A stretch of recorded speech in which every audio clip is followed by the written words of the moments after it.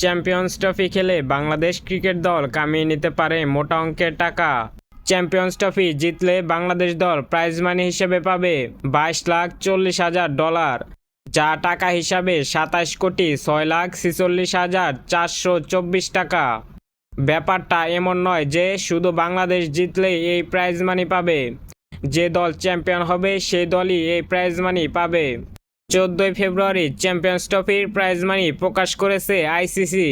Champions ট্রফির ফাইনালে হেরে যাওয়া দল প্রাইজ মানি হিসাবে চ্যাম্পিয়ন্স দলের অর্ধেক পাবে 11,20,000 ডলার, যা প্রায় 13,50,212 টাকা।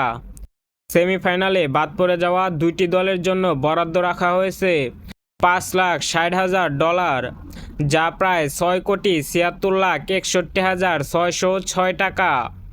চ্যাম্পিয়ন্স ট্রফি এবার হতে যাচ্ছে 6 বছর পর।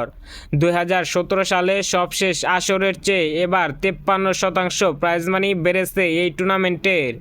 গ্রুপ পর্বে প্রতিটি জয়ের জন্য প্রাইজ মানি 34,000 ডলার, যা বাংলা টাকায় 41,08,026 টাকা। গ্রুপ পর্বে বাংলাদেশ খেলবে ভারত, পাকিস্তান ও নিউজিল্যান্ডের বিপক্ষে।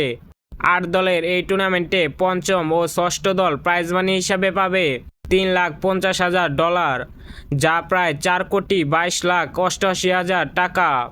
সপ্তম ও অষ্টম দল প্রাইজ মানি হিসাবে পাবে 1,40,000 ডলার, যা প্রায় 1,69,15,401 টাকা।